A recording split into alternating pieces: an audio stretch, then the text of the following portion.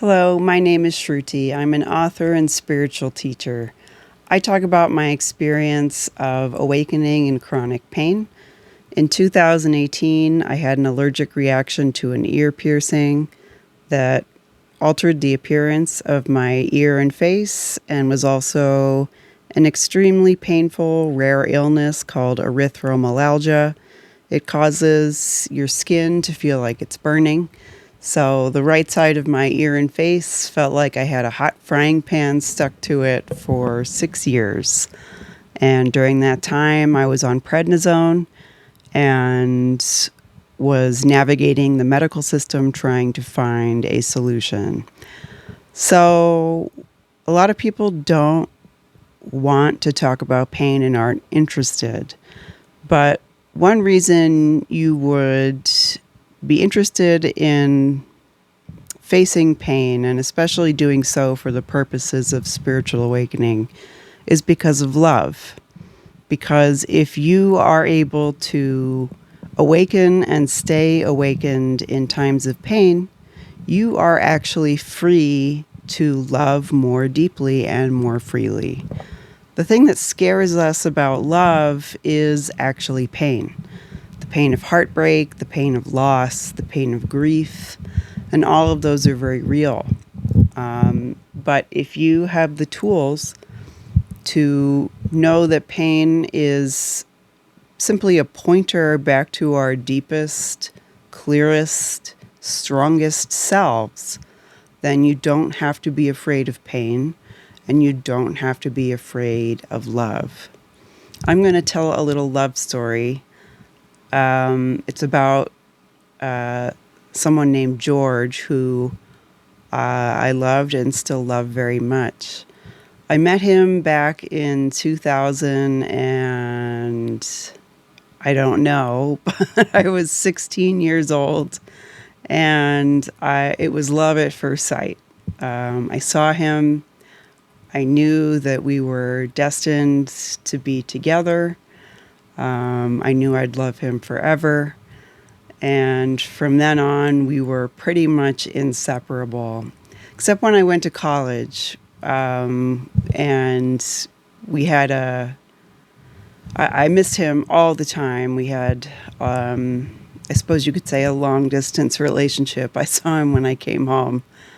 And when I was home, we were inseparable. And he moved across the country with me. When I was in my early 20s, we moved from the East Coast to Colorado, and it was hard. We basically had to start over. We lived in this little studio apartment, and he had some anxiety for sure after we moved. But I always took care of him. And we were together a very long time. Ended up being 20 years. And at the end, he actually almost passed away right at the beginning of the incident with the ear piercing. When I was first in a lot of pain and didn't know what was going on. But he pulled through unexpectedly and was with me for the next 6 years while I was very sick and he was getting older and also in more pain, and he had arthritis, and I ended up giving him weekly arthritis shots towards the end. It was difficult for him to walk. And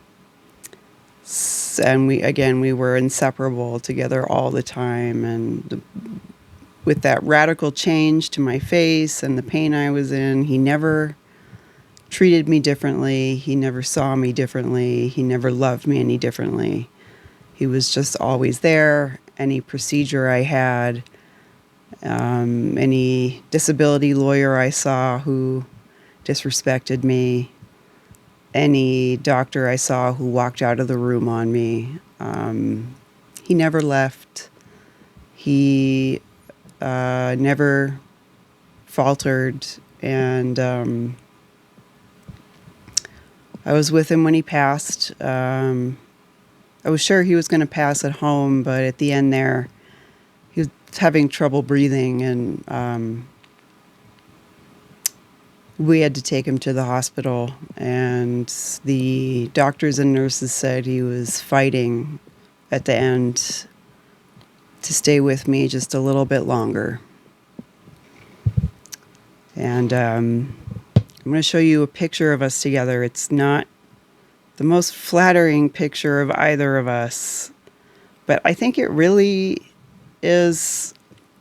It is in some ways the most flattering picture of us because it shows a kind of love that's very rare, that is beneath appearances, that is truly unconditional. And this is him. This is George. No, he's not a person.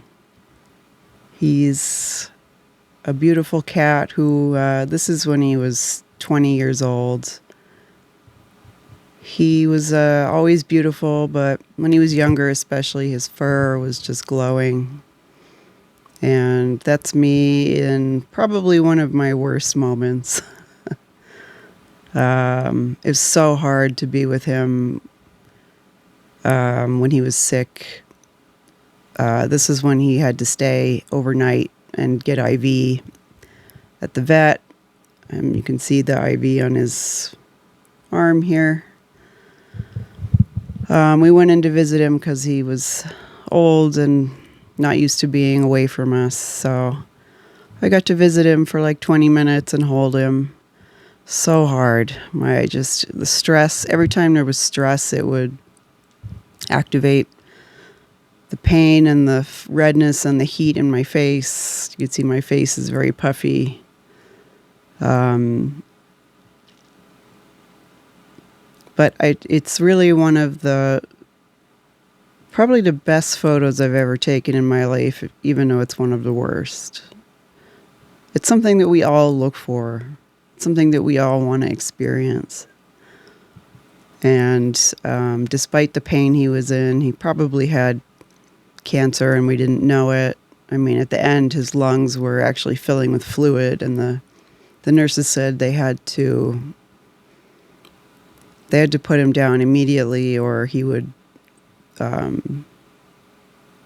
suffocate, and that wasn't something I wanted for him. So I got to hold him when he passed.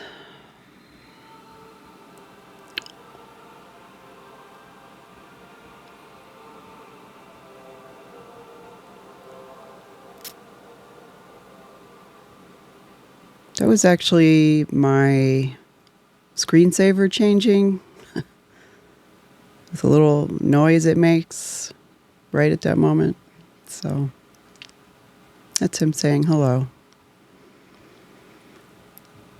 Anyway,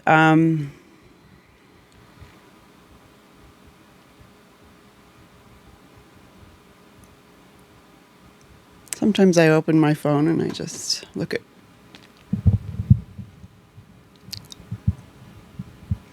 old videos to watch him breathe.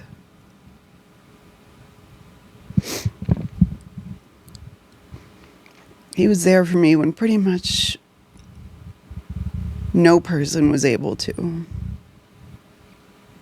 When a lot of people ran away, or turned their back, or walked out of the room.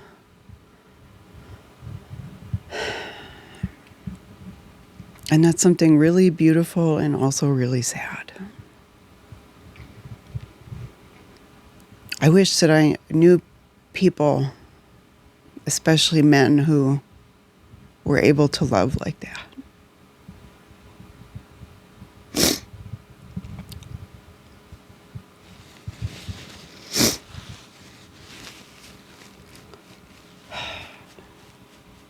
And it makes me sad that a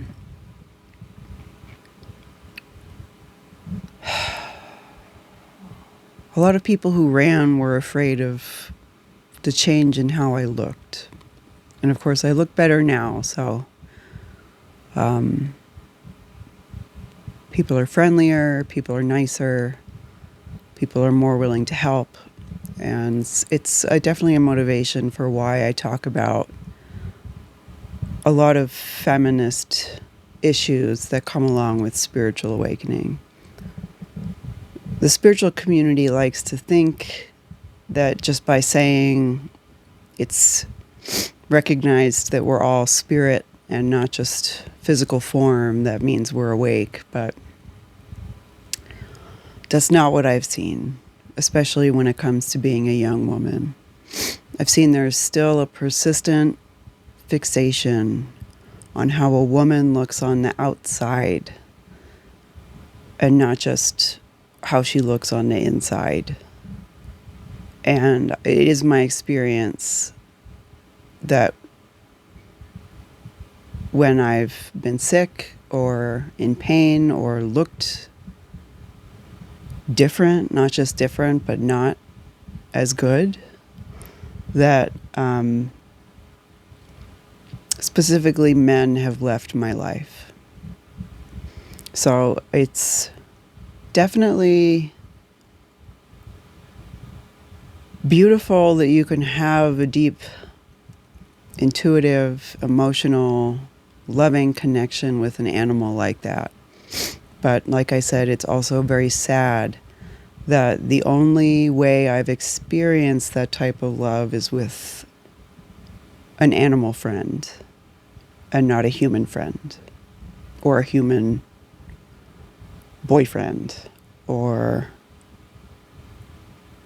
basically any human male. And that's not bitterness, that is just actual honesty. Anyway, I came home after he passed, and I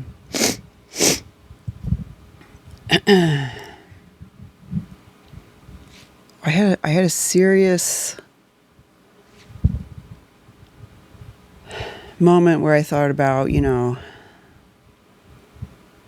like maybe I don't want another animal companion. Like I've pet animals since I was born. I had this cat George for 20 years, like I said, pretty much most of my life at that point. And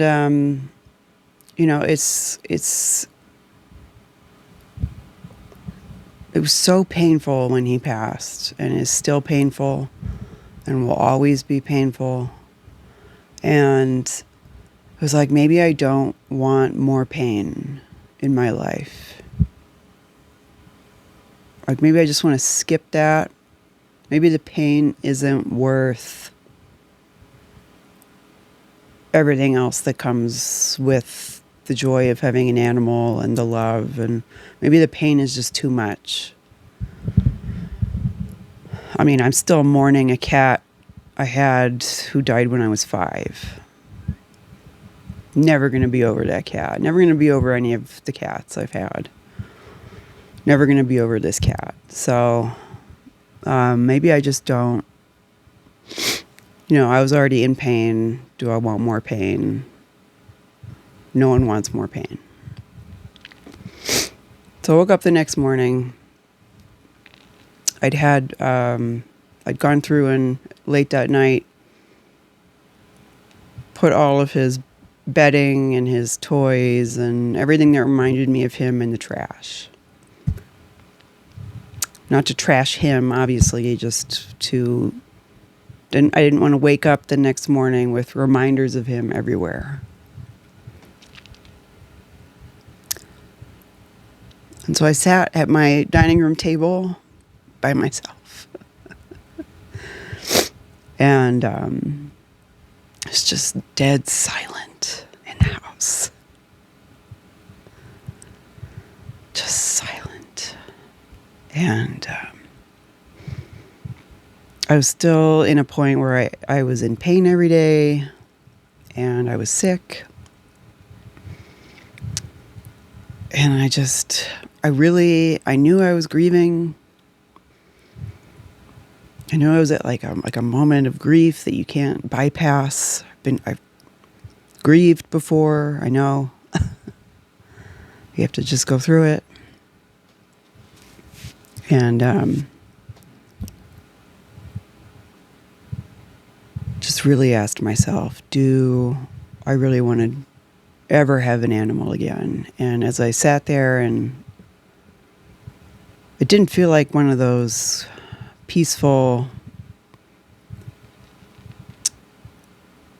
moments of silence that I so enjoy. And it didn't feel like a good type of silence. And I fast forwarded and imagined my life without an animal. Just clean house, no fur, no vet visits, no panicking in the middle of the night because the cat is sick, no cleaning up cat throw up, no doing litters, and also imagined a life without coming home every day to a companion and hugging the cat, kissing the cat, having the cat talk to you.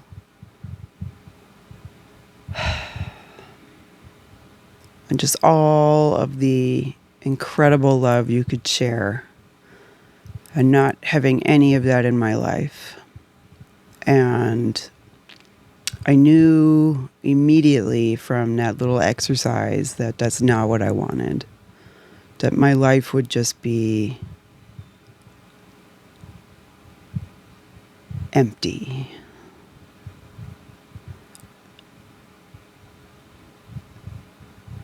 And without love, there would just be pain without that reward for going through all that pain. And that's what pain does, is it allows you to love more deeply. And so that day, I went out and visited some animals at the local shelter and found these babies and decided I would go through the whole thing again. There they are. Merlin and Chester. 2 for the price of 1. They're brothers. And